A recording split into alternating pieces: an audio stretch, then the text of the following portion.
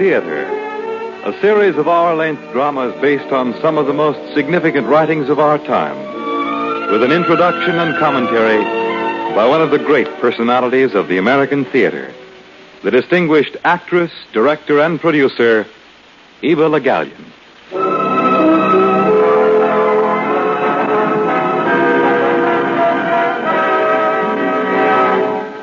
Miss Le Gallienne. Good evening once again, and good afternoon to our friends in the West. Last Sunday, I announced that our play today would be based on Whistle Stop, the novel by Marietta Wolfe. Unfortunately, due to last-minute difficulties, we've had to change our program. And instead, we're bringing you a transcribed dramatization of a book by one of the most brilliant of modern English writers, Aldous Huxley. After Many a Summer Dies the Swan is the curious title. Huxley wrote it in 1939. It's a devastating and bitter satire, in spots excruciatingly funny. There's also something decidedly macabre about it. Many of you may not agree with it at all, but I'm pretty sure that you'll all be interested in it. Huxley never fails to be stimulating and provocative, even when one disagrees with him most violently.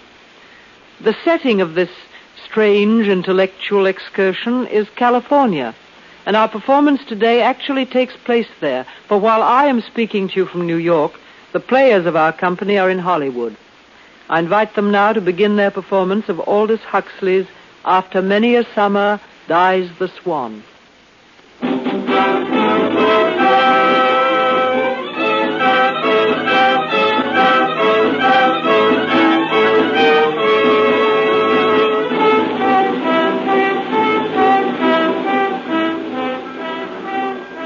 I was reading Wordsworth when the train pulled into Los Angeles station. Not that I'm overly fond of Wordsworth, but my instructions were to search for a tall chauffeur in a grey uniform, and I presume his were to track down a middle-aged Englishman carrying the poetical works of William Wordsworth. Mr. Portage, sir? Welcome to Los Angeles. Oh, Mr. Stoat, chauffeur? That's right, sir. I'd have known you by your voice even without that book. Yes, my voice. Why is it that in America I have only to ask for a cup of coffee to draw gales of laughter? It's quite provoking. I beg your pardon, sir? Oh, never mind. If you will collect my box at the window, we'll be off.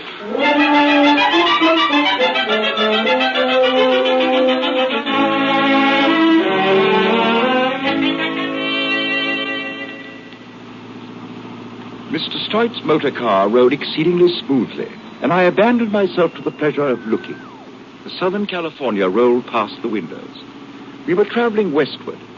The sunshine lit up each building and sky sign as though with a spotlight. The billboards were most emphatic. Do things, go places with Consol Gas. That's one of ours, Mr. Portage. What's that? Consol Gas. That's Mr. Stoit's company. He's president. Broken romance. Science proves that 73% of all adults have halitosis. Beverly Pantheon, the cemetery that is different. Funerals are not expensive. That's ours, too. Oh, you mean the Beverly Pantheon? Finest cemetery in the world, I guess. We could stop by if you'd like to see it. Oh, look, over there to the right. Beverly Pantheon? No, that's where Ginger Rogers lives. Oh. Yes, sir, Ginger Rogers.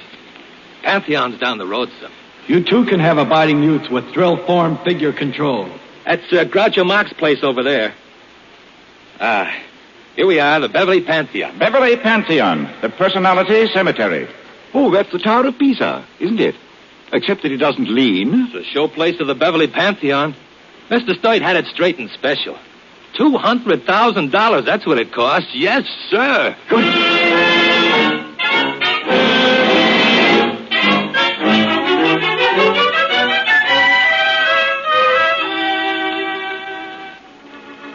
We went through a whirlwind tour of the Beverly Pantheon. Everything. The pet cemetery, the poet's corner, the black marble vestibule of ashes leading to the super-modern burning mortuary furnace. And finally, the Pantheon itself.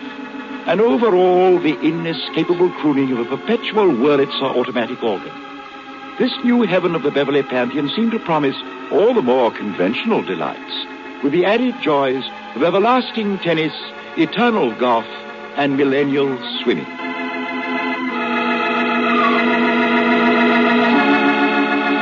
Some last, the Pantheon, eh, Mr. Portage? Yeah. Oh, yes, definitely. Out of this world, what? Now, look up there. Between those hills, there it is. That's Mr. Stoit's place.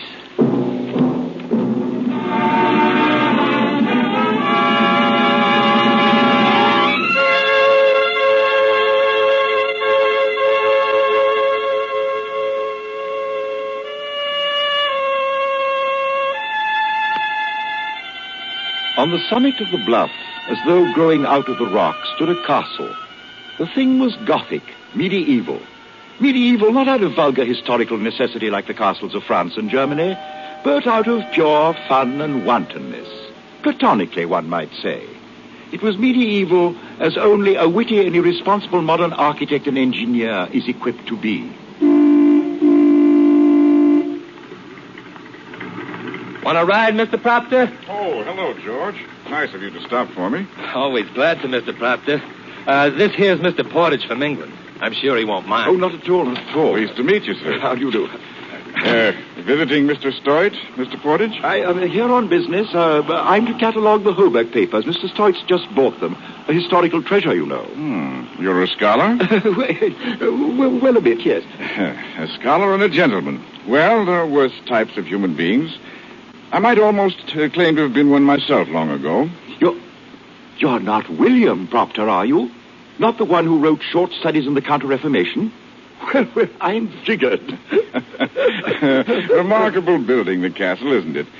Ah, poor Joe Stoit. Think of having that millstone round one's neck. Well, I shouldn't exactly think it is a millstone. No, neither does Joe, but it is.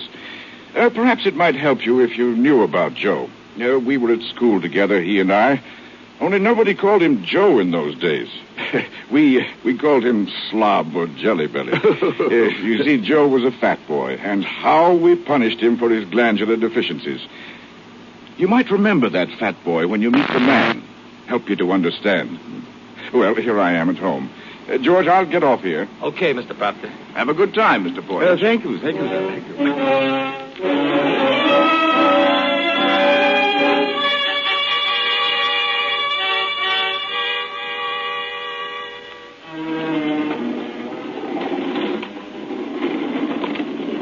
Mr. Portage, pleased to meet you.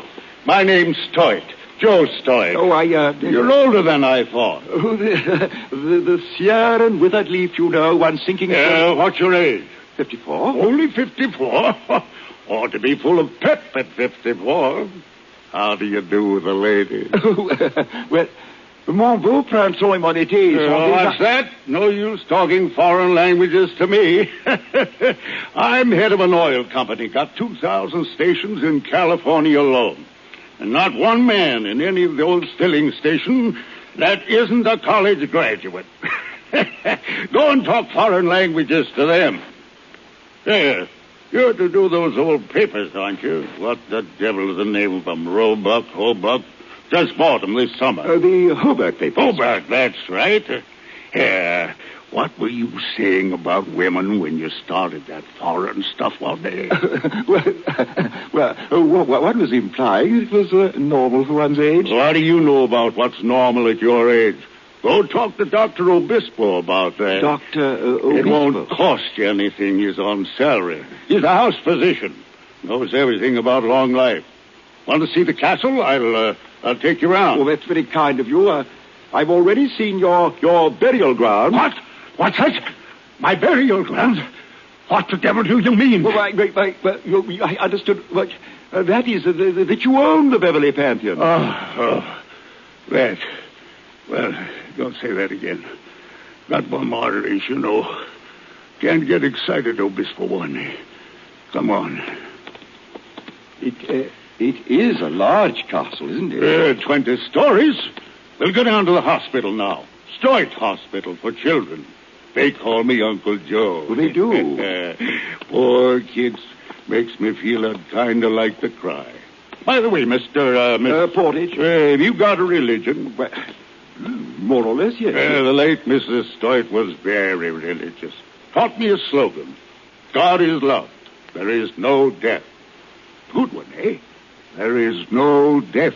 Well, I think it There used to be a text over my bed when I was kid. Orange letters on a black cardboard. It is a terrible thing to fall into the hands of a living God. Different, isn't it? Now, what the devil made me bring that up? Oh, never mind. To blazes with a hospital. We'll go up to the roof. Got a pool up there. We'll have a swim before dinner, huh?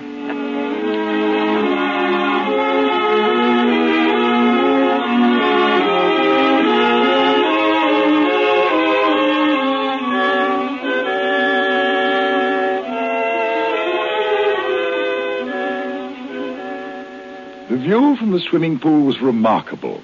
One had only to turn one's head to see successive vistas of plain and mountain, green, tawny, and faint blue. If one turned the other way, one saw Miss Virginia Monsable poised on the diving board. Miss Monsable was, the chauffeur informed me that she was a particular friend of Mr. Stoit's. And in his friends, Mr. Stoit was particular, for she was, she was excessively beautiful, with not much bathing dress to conceal it. There, Uncle Joe. You're feeling kind of good. Oh, feeling fine, baby. Doesn't the sun feel good? Jenny, baby, I'd like to eat you. I'm tough. A little tough kid. What'd you bring old Baldy here for, Uncle Joe? Oh, to catalog some old papers I bought in England. Looks funny, doesn't it? Floating around that pool like an old Buddha. Yeah. I'm going to dive in and duck him. Oh, don't go away, baby. I did some business this morning.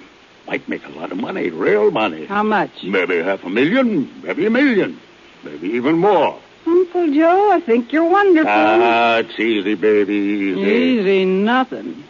I say you're wonderful.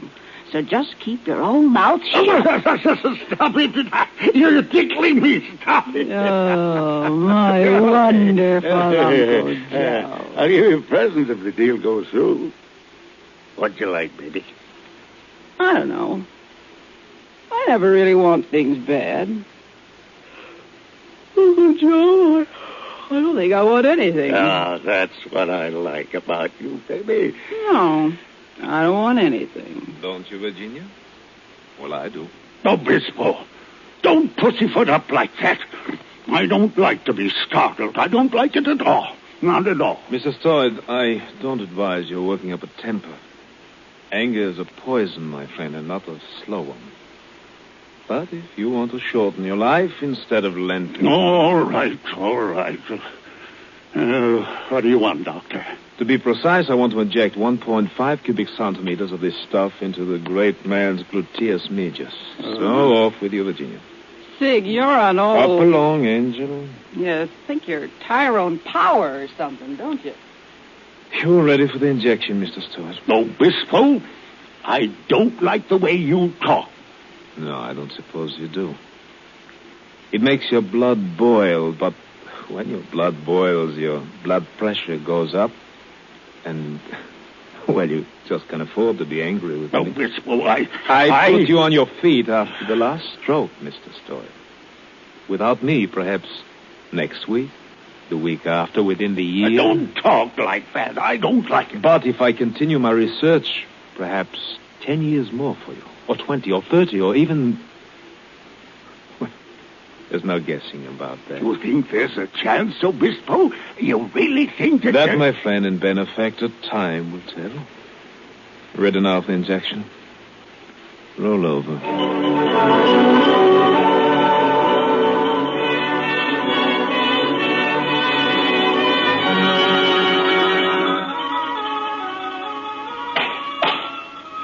Oh, be careful with that, Tompkins. Those papers are valuable. They sure got him crated up solid. I got him now. Beautiful, aren't they? Hundreds of years. Hobart after Hobart. Knights, barons, earls. Records, letters, papers, never catalogued. Oh, look here. 1576. Yeah, sure. Look, Mr. Portage, I'll be going. By Jove, here's something. A copy of the Marquis de Sade. Oh, I've never even seen one. Oh, my. What an imagination. Oh, delicious. Just call me when you want them other cases open. Oh, hello, Dr. Bispo. Hello, don't let me disturb you. I said, don't let me disturb you. What? My name is Obispo. Dr. Sigmund Obispo, physician in ordinary to His Majesty King Stoid I. And let's hope, also the last. Oh, yes, I saw you at the pool. It's quite a stack of words you've got here. A dribble. Hmm? A string of words called religion, another string of words called philosophy, half a dozen other strings called ideals. You know, I don't know how you liberal artists stand it. Don't you pine for some sense once in a while? Oh, it's a great deal of fun, you know. Just scrabbling about in the dust heaps. Mustn't worry about the meaning. Frank, anyway. Most of the PhD boys are blasted snobs trying to pull that high moral culture on you. You know, wisdom rather than knowledge. At least you admit you're in your racket just for fun. That's what I'm in mind for. Oh? Mind you, I am not entirely blind to the charms of your racket. Say, is that book the Marquis de Sade? Well, it rather appears to be. Well, it is. Yes, it's quite a man, you know. Mind if I borrow this? I've got a particular use for a book like this. Oh, but I see, I really don't thank think you very much. Come on down to the hall, see my laboratory. Well, you know, really, I should. I mean, these papers. They've waited 500 years. Come on. Well, I suppose. Longevity is my racket, you know. I wouldn't be able to follow it if I were in practice. Devil of a nuisance looking after patients. That's why I fastened on Joe Stoid. Oh, he's concerned with longevity? Concerned? The old goat scared silly. It's a panic with him, fear of death, you know. And I've been living on that panic for 5 years. Oh, really? It's a researcher's paradise. I have everything I need with old Joe thrown in as a guinea pig. Oh, cooperative. He's ready to submit to anything, provided it gives him some hope of staying above the ground a few years longer. Oh? You know, it's an interesting thing, old age.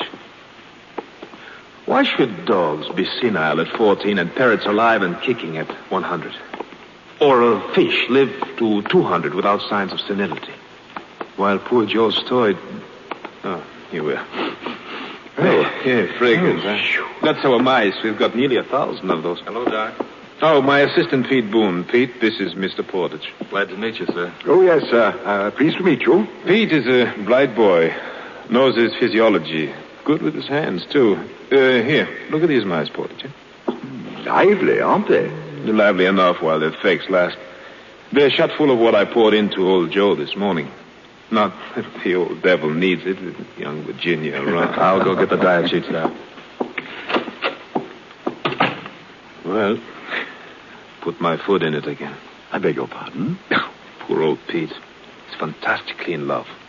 Thinks our Miss Municipal's like something in the works of Tennyson, chemically pure. Well, if it makes him happy, I won't spoil. Oh, speaking of Uncle Joe, take a look at this. Fish, by Joe. Yes, and what fish? Joe had them stolen from an estate in Europe. They've got rings in their tails dated 1761. 1761? Oh, that's the beginning of my favorite period. Those carp are nearly 200 years old, perfect health. And there's no reason why they shouldn't live another 3 centuries. It's incredible. There's something about the flora and the intestinal tract of those fish. Something that kills the poisons that produce senility. It's something that... rather a fountain of youth. That's all right, my friend. Go ahead, laugh. But we're working on the operation that will transfer that something from the carp to... Well, now we're working on mice. Mice? Yeah. After that, large animals. And if it works all right on dogs and baboons, it ought to work on Uncle Joe.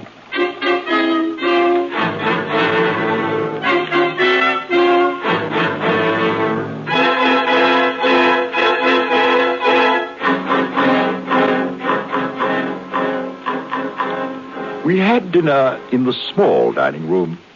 It was the sort of place you think of when you hear the word cafe, with original Fra Angelico murals on the walls for a spiritual touch. Mr. Stoit was with us and Miss Municipal. Dr. Obispo spent the hour telling stories to the lady, while young Pete gazed at her with a a rapt pre-Raphaelite expression. After luncheon, Virginia, Pete, and the doctor went off to feed the baboons. Here now, Virginia, throw the potatoes to them. Oh, aren't they cute? Absolutely divine. Well, divine is an adjective I hadn't thought of applying to baboons. But, here, throw the rest of the food. That old fellow's looking seedy, Doc. He won't even come eat. He's hungry, all right. He's just afraid to leave his lady friend. Here, Angel, throw this potato in front of you. Okay. There. He's taking notice now. Well, so's the young chap on the rocks. Look at him. He's just waiting till the old boy gets away so I can dash for the lady. Come on, funny face. Go get the carrot. Here. And there goes young Lancelot sweeping down on the lady. That's young love for you. Oh, aren't they cute? The old one's too busy eating to notice it. Aren't they cute? Aren't they human?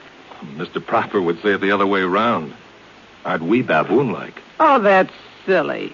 I don't know. He's pretty smart. Say, as long as we're half down the hill, why not go see him? Get Portage to go with you. Old Proppy scares me stiff. Besides, I think I got a headache. Sig, couldn't you give me something for it? Mens sano and corpus sano. Well, does it taste bad? I don't like nasty medicine. No. It's Latin. Sound mind and sound body. But the mind has just been demonstrated and the body is evident. You talk too much, Sig. Yes, I know, dear. But only a trifle of it filters down into that pretty head. And if you're not going with Pete, come back to the castle. I'll read you an old book I borrowed from our English friend. Who's interested in old books? Don't worry, darling. You will be in this one.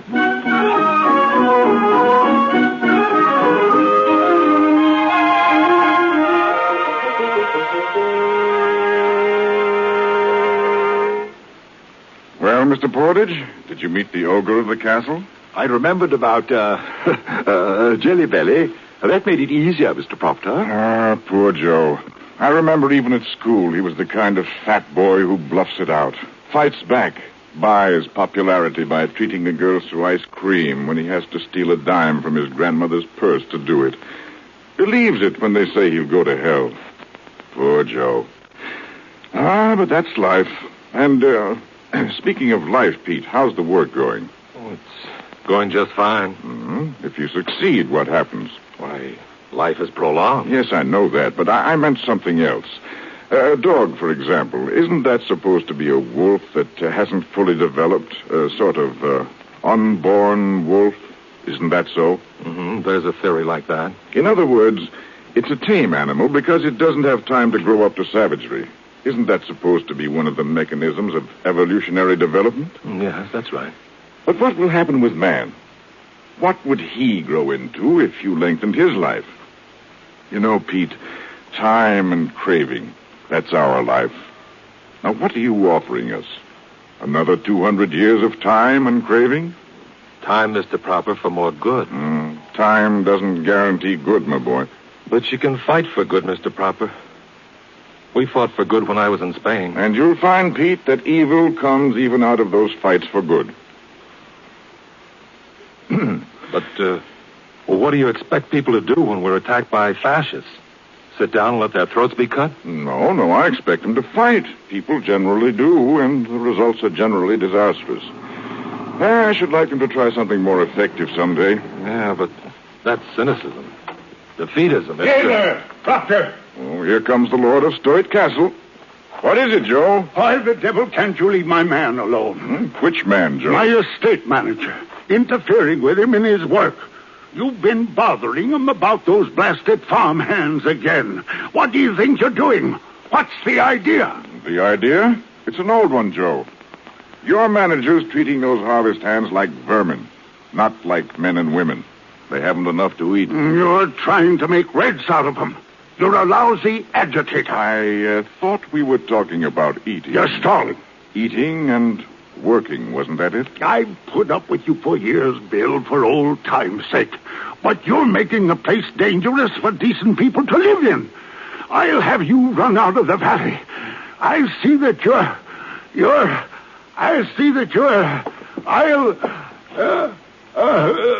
somebody get me a chair. Here you are, Mr. Stoy. Thanks. Mustn't get angry. Obispo said so.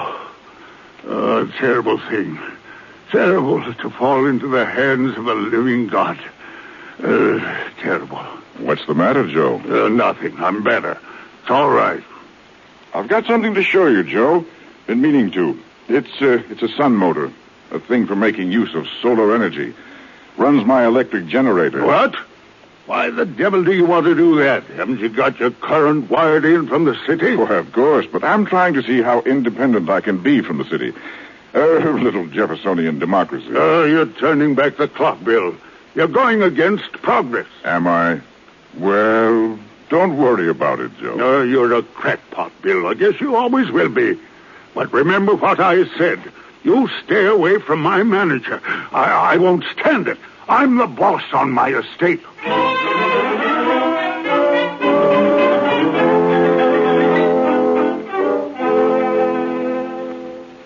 Mr. Stoit forgot all about his blood pressure and the living God, and he felt suddenly happy. It occurred to him that in spite of everything, Bill Proctor liked him. In a glow of good feeling, he went home to his castle and straight to Virginia's boudoir. Oh, Uncle Joe. Uncle Joe. Hello, baby. Glad to see me? My baby. Oh, Uncle Joe. Good afternoon, Mr. Stoy. Obispo, what are you doing here? I was a bit worried by the cough of yours at lunch.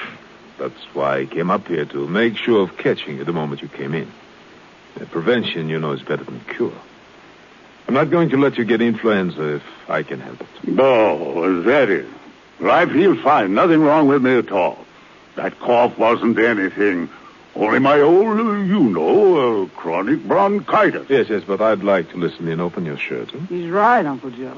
You wouldn't want anything to happen. Well, all right. That's fine. Now, breathe in deeply. Breathe.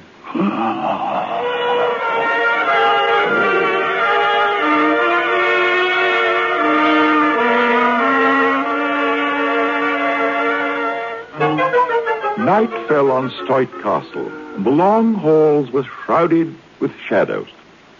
In his room, Pete Boone was dreaming of Virginia, trying to equate his vague yearning for political and religious justice with the warm glow he felt when he considered Miss Monsable, even objectively. While, in the young lady's room, the object of his adoration was busy redecorating her toenails. Oh, darn. Polish is coming off my toe.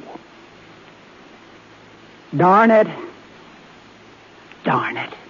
Ooh, polish stinks. Uncle Joe? Uncle Joe? Good evening, Angel. Sig, what are you doing here? I thought we might have a little talk. After all, we were interrupted this afternoon. Sig, you're crazy. Uncle Joe will kill you if he finds you. Why, he'll pull that gun right out of his pocket. No, darling, he won't. You take the word of a medical man, Angel. Uncle Joe will sleep through the last trump. I've just seen to that. I think you're awful. Don't let me interrupt your labors. Proceed with your paint job. Woman's work is never done. Sig, I don't like the way you talk. The polish, darling, is running. Oh, darn. I don't like your getting fresh with me. You know, Uncle Joe almost caught you this afternoon. With my trusty hypodermic, my dear, I disarm all suspicion.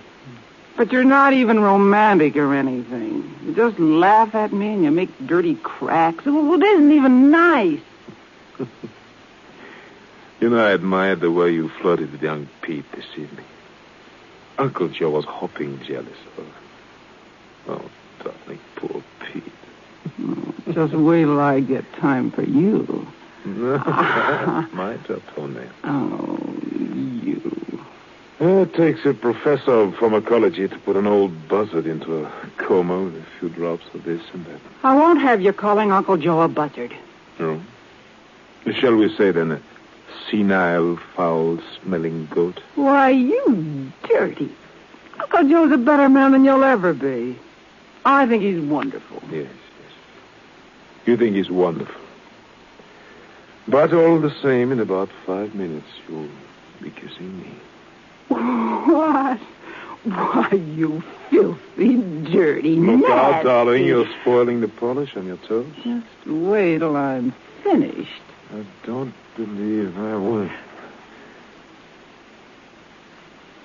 You know, the perfume of yours is strong enough to cut right through the stink of that polish. Darn you.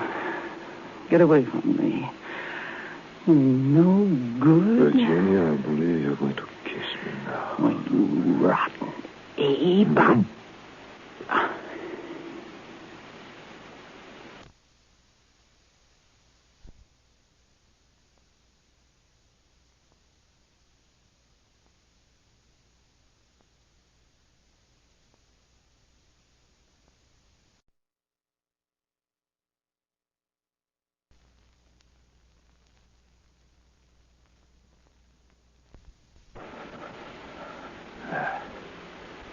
That's much better.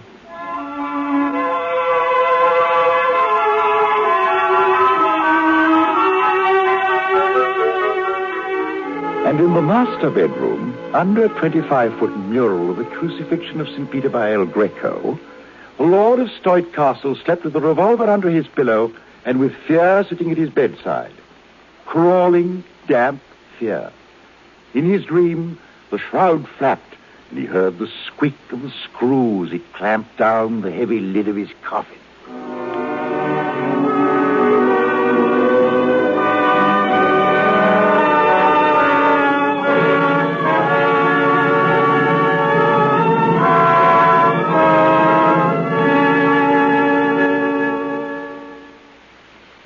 You are listening to After Many a Summer Dies the Swan by Aldous Huxley. And here again, Miss Eva Le Gallion.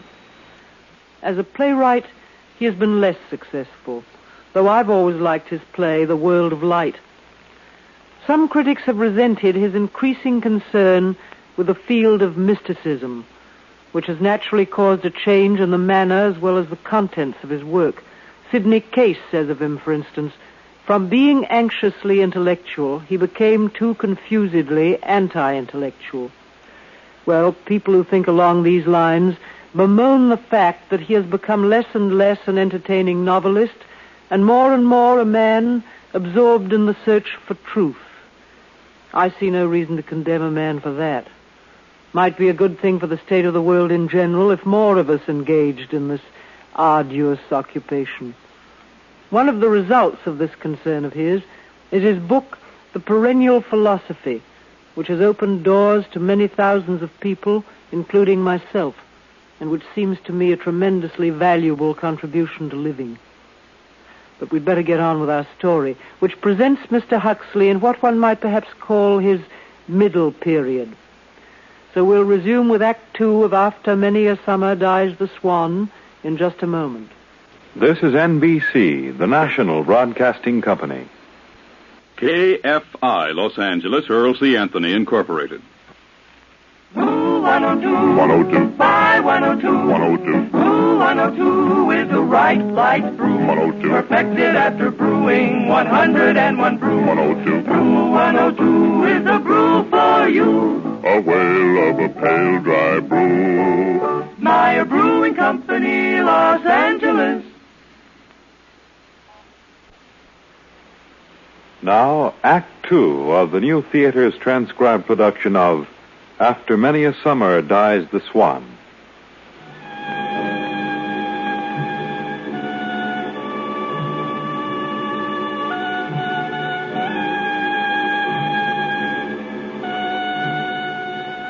Muddling about with the Holberg papers was completely fascinating. The 5th Earl of Garnister, about 1789, writes as follows. If men and women did woo as noisily as do cats, what Londoner could ever hope to sleep o' nights? speaks the 18th century. But the 20th century, life in Stoit Castle came rapidly to a rolling boil. The baby, Miss Maunsable, had that inward dreamy look of young ladies who discovered that love does not necessarily go the largest checkbook, while Uncle Joe became chronically ill-tempered due to jealousy of, oddly enough, young Pete. On the longevity front, Dr. Obispo swore constantly that soon we should all be living as long as crocodiles. But for those of us doomed to shuffle off the mortal coil, there is always the Beverly Pantheon, Joe Stoit, president. The total profit, Mr. Stoit, comes to over $500,000 for the 3-month period. Not bad for a boneyard, eh, Mr. Stoit? Don't talk that way and close that door. That caterwauling organ ruins my digestion. Sure, Mr. Stoit, sure. Now, what'd you get me over here for? I don't like this place. I don't like cemeteries. Mr. Stoit, look, this here idea I had. You know that ridge up there by the tiny Taj Mahal? Yeah. Well, I figure we can dig right under it and make it a catacombs. A what? A Class A catacombs, like in Rome. Now, how about a chapel of the martyrs with a nice plastic group of girls being eaten up by lions? People would get a big kick out of that. Sex appeal in death. What a promotion. Listen, Charlie, I don't like the idea. And there's another thing. Some young fool out there had the nerve to show me a place he said he'd save for me. Fire him. Sure, Mr. Stoit, sure. You can get the estimates and plans for your cave, but no martyr. Not even one dame, Mr. Stoit? Just one? No martyr. That's final. Call my car. I want to get out of here.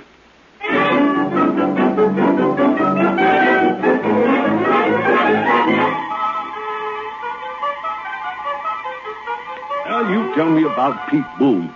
He's a confused young man, if that's what you mean, Joe. I want to know what should I do about it. Why? Ginny keeps patting him like a big dog. If the kid would only make a pass at her, I could throw him out. But you can't just fire a big dog. Mm-hmm. You still like your Virginia, eh? Yeah, I guess so. She makes you feel good. Like when you get tanked up on scotch or when you give a toy to a kid. She's kind of like a daughter. But more than a daughter, eh, Joe? Better than a daughter. A combination, is that it? Sort of. But she's changed. She isn't the same. Besides, I haven't been feeling good. That blasted cemetery always gets me down. Nobody left, eh, Joe? No friends, no religion, no philosophy, and only Virginia left. Well, there's no sense to anything. That's what's wrong. It's an idiot world, Joe. We all live in an idiot universe. Of course, we can't all afford to build it out of concrete and steel the way you did. You mean the castle? What's wrong with the castle? Well, nothing if you can stand idiocy. Never mind. Never mind the whole thing. Never get a straight answer out of you lousy professors anyway. Forget it. Never should have talked to you in the first place. No, Joe, you shouldn't. And you lay off those harvest workers. You've been stirring them up. This is my place, Bill. My place.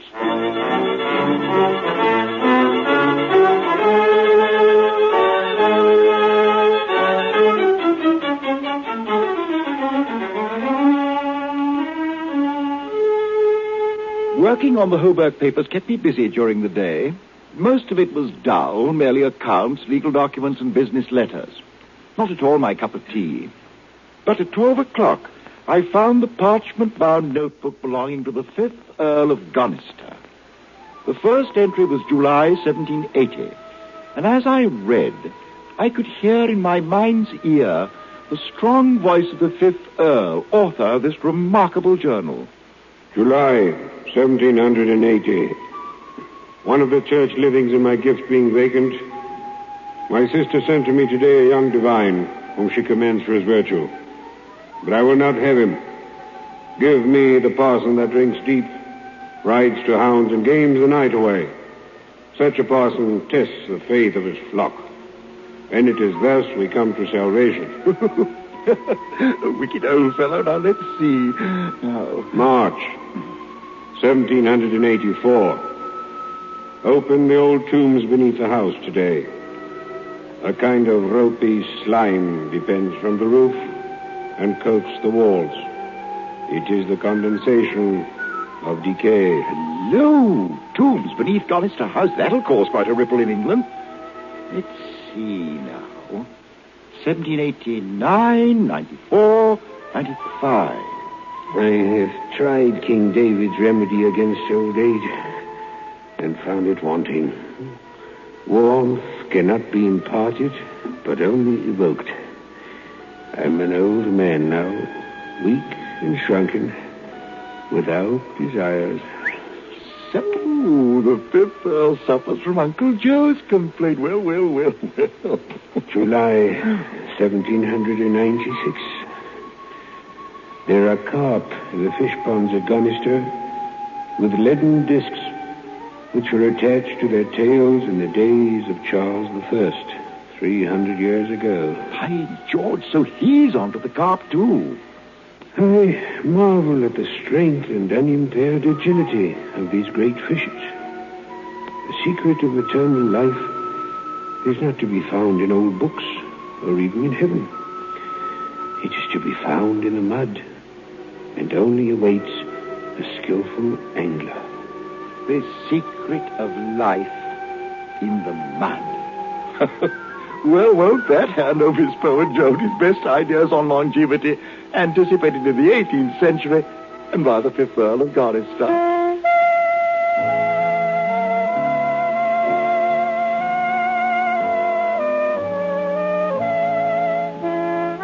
You mean to say some old fossilized Earl was onto the carp theory? Can you tie that? Well, you're not annoyed? Oh, why the devil should I be? Well, you're very I mean, it's been anticipated. Let's hear more about your fifth Earl. Huh? You say he lived till 90? More than 90, 96 or 7. He died in the middle of a scandal once more. Oh, not really. What sort of a scandal? Well, it seems he had a tendency towards homicidal pleasures. Killed somebody? Not actually killed, just damaged. Hmm. You know, the old buzzard's line, the secret of life is to be found in the mud. That's almost a definition of science. Well, I was up to 1796. The old chap was feeling pretty seedy. Pharmaceutical tragedy. Well, I'll bet he could have been fixed up with a week of injections. Get to the diary. Let's hear the old ghost speak for himself. Yeah, well, certainly. January 1797. Why should a man die at 70 years and 10 when a fish can retain its youth for 2 and 3 centuries? Man cooks his food before eating it and generally throws away precisely those organs of the fish in which it is most reasonable to assume that the substance preventive of decay is contained. Good Lord. Don't tell me the old buzzard is going to eat raw fish guts. That's exactly what he is doing. Now, listen. My first 3 attempts provoked an uncontrollable retching. At the 4th, I was finally able to retain a few spoonfuls of the nauseating mincemeat. Oh, talk about courage. I'd rather go through an air raid than that. February 1797. It is now a month since I began to test the truth of my hypothesis. And I am now ingesting each day not less than 6 ounces of raw, minced viscera of freshly opened carp. Oh, good Lord. A fish has more parasites than any other animal. It makes my blood run cold. You needn't worry. The diary goes on, you know. March, improved in strength. April, horseback riding again. After all, this is more than a joke. Raw fish guts, prevention of senile poisoning, and rejuvenation. Rejuvenation. In September, he's been out fox hunting, after which there's no entry until 1799. No entry till 1799. That's when his case is getting really interesting. He goes and leaves us in the dark. Oh, not entirely in the dark. There's an entry a little further on. The age of 81, the fifth Earl is the proud father of a bouncing baby boy. At 81? What do you think of that? And here in 1820, he seems to be in the prime of life. 1826, he's taken on a new housekeeper named Kate. In 1831, he has repairs made on the dungeons of Gonister House. And how about his health? Oh, he seems to take it for granted. Wait. Now listen to this. March 1834. By the criminal negligence of Kate, Priscilla, my young servant girl, has been allowed to escape from a subterranean place of confinement. Unfortunately, she bears upon her person the evidence that for some weeks she has been the subject of my investigations.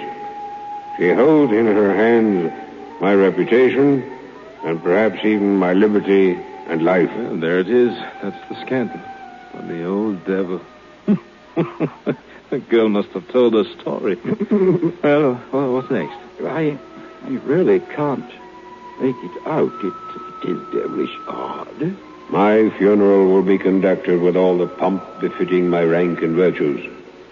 My only regret is that I shall be unable to leave my subterranean retreat to see the pageantry of woe.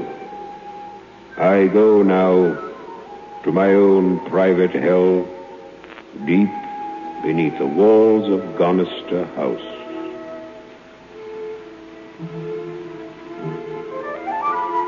And that's all. There's nothing else. Just 2 more blank pages and the end of the book. And nobody knows how long the old buzzard lived on? Not outside the family. There's an old woman living in Gonister House now, Lady Jane Hobart, the last of the line, but she's completely... Porridge, do you realize what this means? Well, the 5th Earl could still be... Yes, he could be. Bless me. I suppose he really could. Porridge, we've got to find out. I'm taking the next boat to England.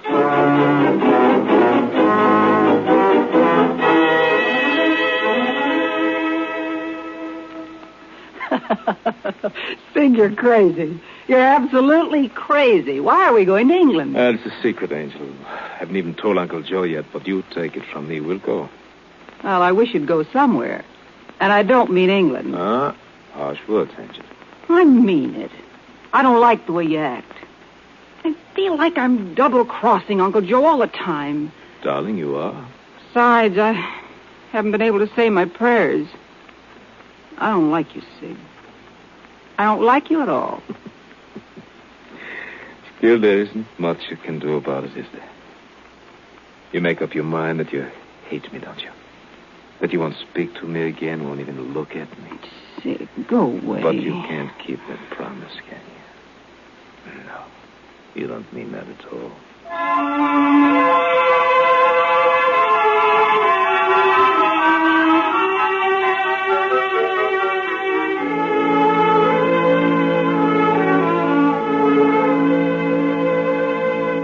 Hi there.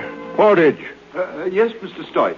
Come on up to the roof with me. I want to talk to you. Why, yes, of course. Get in the elevator. Oh, thank you. Had a rotten time today. Oh, I'm sorry. God, was that blasted cemetery. Always gets me down. Going up to see Virginia now. She always makes me feel better. Wouldn't know what to do without. She's mine. She loves her old Uncle Joe. You can bet your bottom dollar on that. Here we are. After you, Mr. Stoight. Cut it out, Sig. If you kiss me again, I'll hate you. Sure, darling. Sure. Go ahead. Hate me. Baby, Obispo. Uncle Joe. You snake. You dirty, slimy, filthy snake. I'll kill you. No. I'll kill you. No, Uncle Joe, no. Look out for that gun. I'll No. kill you. Jenny, get away. You're a lousy shot, Uncle Joe. Let go my arm, Jenny. I'll get him this time. No, don't shoot, Uncle Joe. Let go of him, Jenny. Let go. Let him shoot if he dares. Evie? What do you mean, if I dare? I'll kill you, Obispo. No, you won't, Uncle Joe. You won't. Because then you'll die, too. What? What's that? You kill me, it won't be long before they've got you stretched out under the black marble mausoleum at your Beverly Pantheon. Well, what the devil do you mean? That I've just found a new way to keep you alive. But without me, you'll be a dead man in a month. No, you don't mean that. That isn't so. That isn't true, is it, Obispo? You had a stroke, Joe. You had a stroke. But I've got good news for you. There's a chance that we have found the secret of life in the mud. You found it? What is it, Obispo? What is it? I've got to have it now. Drop the gun, Uncle Joe. What? Sure.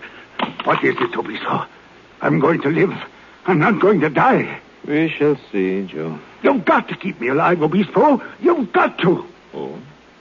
After you tried to kill me? No, that was an accident. I didn't mean to. You can't let me die when you know how to stop it. You can't. If you don't mind all, I'm going to sit down. You've got to keep me living. You've got to. You can have anything you want. I can pay for anything. Anything? Well, Uncle Joe, now you are talking turkey. Yes, sir. Now you are talking turkey.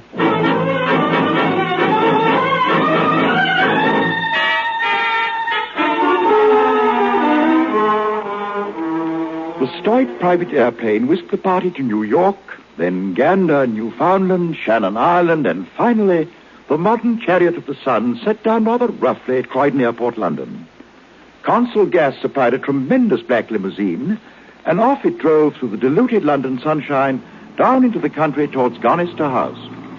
Mr. Stoit sprawled under a fur rug in the back seat of the car. He was on sedation by the doctor's order, so he slept fitfully as the car roared on. Dr. Obispo was at the wheel, while Virginia sat aloof on the front seat. I dreamt I dwelt in marble for heaven's sake, shut up, will you, no fear awake, Uncle Joe, honey. It's out like a light. And will you love me in December as you do I could in kill May? Why not? It's open season on doctors, darling. But don't worry, Angel. We understand each other, Uncle Joe and I. We even understand about you. I dreamed I killed the golden goose that laid the golden egg. Stop it! What's the matter? What's wrong? She objects to my singing. Goodness knows why. I have such a charming voice, particularly well adapted to a small auditorium like this car. What is it? Are we here? Yes, indeed we are here, Uncle Joe. Garnister House.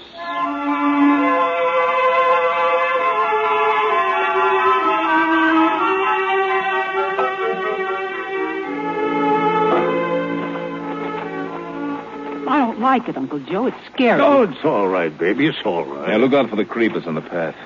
Not much of a garden, eh? It's all grown over. What's the matter? Someone behind that bush. What? Oh. Come on out, youngster. Come out. Look what I've got. I've got a gas mask. That's what I've got. Ah, that's nice. Gas mask all filled with flowers, huh? What's your name? Millie, I'm 9. 9. Granny says I'm undernourished. Oh. Does your granny live here, Millie? In the kitchen. She's yes. Oh. Do you like candies? Huh? What the devil they call candies in England?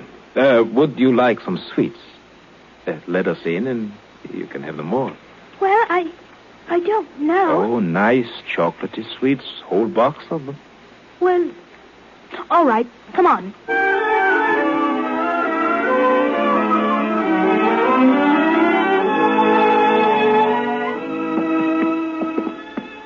This way, sir. Right along this hall. I don't get this, Obispo. I don't understand why we're here. Why can't you tell me? Now, don't get worried, Uncle Joe. Obispo, can you prove absolutely there's no such place as hell? Can you prove the wrong side of the moon is not inhabited by green elephants? No, seriously. Oh, don't no. bother me with the nonsense. But do you think hell is possible? Everything is possible.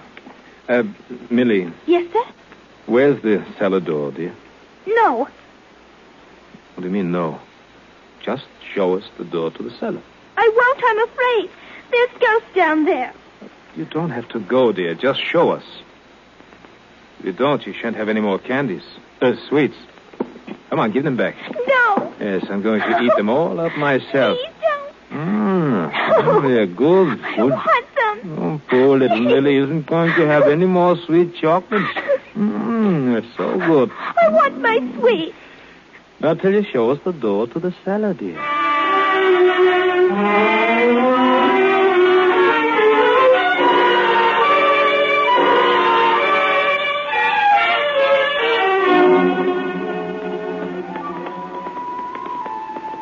Hold that flashlight up, H. I'm scared. This is crazy. I don't like this, Obispo. It's damp down here. I'm not well. It's all right. You stick with us, Uncle Joe. Maybe we can fix it so you won't have to find out about hell. Wait a minute. There's a door. Is it locked? No, wait a minute. Come on. Oh, that's awful. That smell. Pretty bad. Come on. I don't like this. I don't like this at all. What do you think you're going to find out here? Hey, stop being a sniveling baby, Uncle Joe. I'm not sure of anything. For all I know, you may die in 5 minutes. No, don't say that. Well, then, come on. Oh, that smell. Getting worse. It's awful. Just around this corner here. Keep the flashlight up. Here, give it to me. I'll go ahead. There's an iron barred door here. Wait till I get the light focused. Doesn't quite seem to... What's the devil? What's going on with these folks? What are you laughing about? What? Yes, that, Uncle Joe. That's a fetal ape. What? For Lord's sake. What? My hairy old man Proper was right. It's an unborn ape that's had time to grow up. Look at him, Uncle Joe. Look here. Look at him.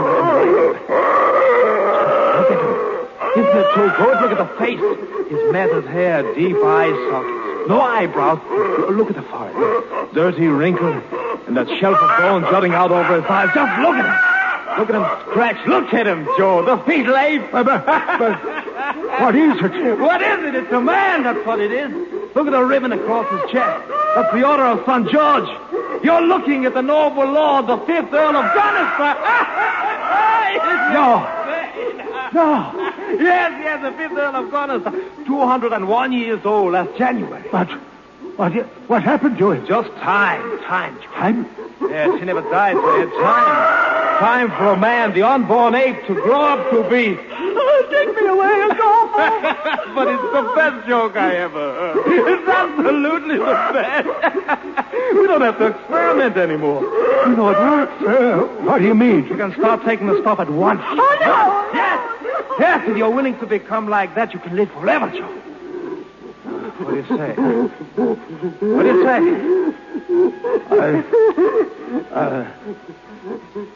Obispo, how long do you figure it would take before a person got like that? I mean, it wouldn't happen all at once. There'd be a time while a person, while he wouldn't change anything. Oh, no. You want to, Uncle Joe. You don't want to. Once you get over the first shock, it's better than dying, isn't it? Looks like he has a pretty good time. In his own way, of course. Don't you think so, Obispo? Don't you think so, Obispo?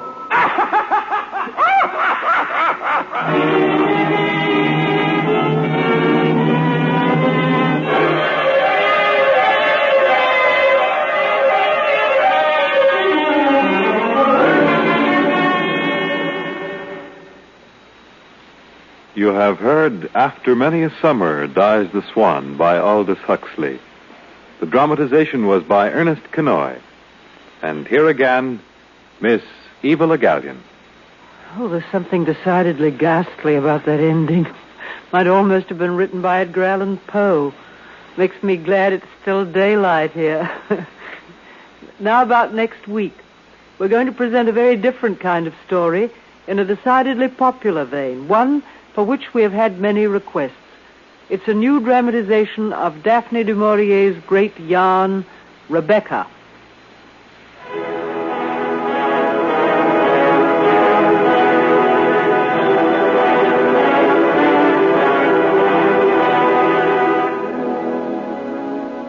So until next Sunday and the new theater production of Rebecca, this is Eva Le Gallion saying good night. And don't forget, join us at the theater.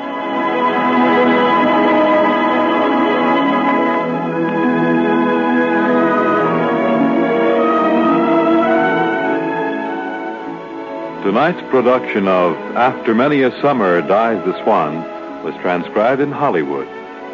Heard in the cast were Ramsey Hill as Jeremy, Ted Von Eltz as Proctor, Francis X. Bushman as Joe Stoit, Lynn Whitney as Virginia, Tony Barrett as Dr. Obispo, William Lally as Pete, Ralph Montgomery as Charlie, Donald Morrison as the 5th Earl of Gonister, and Marlene Ames as the girl. After Many a Summer Dies the Swan was directed by Andrew C. Love. Your announcer, Fred Collins.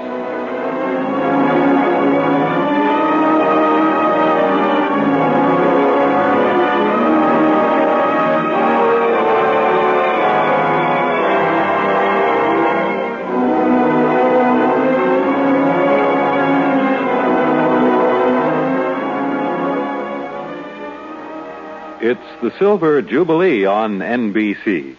NBC means the best in music. Here's a listening reminder. Be sure to hear tonight's broadcast of the NBC Symphony Orchestra Summer Concert Series. Featured this evening with the NBC Symphony Orchestra will be Robert Merrill, with Milton Katims as guest conductor. Mr. Merrill will be heard in the spiritual Deep River, On the Road to Mandalay, and the Toreador song from Carmen. Conductor Katims will lead the NBC Symphony Orchestra in the very colorful Colabrignon Overture. Other selections on the program will include Rosenkavalier Waltzes, Betuque by Fernandez, Debussy's Clair de Lune, and the Suite in F-sharp minor by Damiani. And then tomorrow, Monday, be sure to hear the Boston Pops Orchestra under the direction of Arthur Fiedler. The Boston Pops Orchestra will feature among its selections Fane's Alice in Wonderland music in a suite and the overture to Wagner's Rienzi. The Boston Pops Orchestra will also include in its performance the famous guard mount from Bizet's well-known work, Carmen. So, tonight, hear Robert Merrill and Milton Katims as guest artists on the NBC Symphony Orchestra Summer Concert Series. Then tomorrow, hear the Boston Pops Orchestra under the direction of Arthur Fiedler. Yes, for the very best in music, keep tuned to NBC.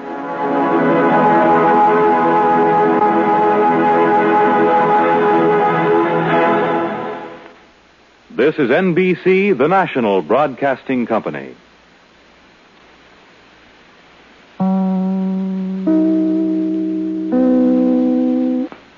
KFI Los Angeles.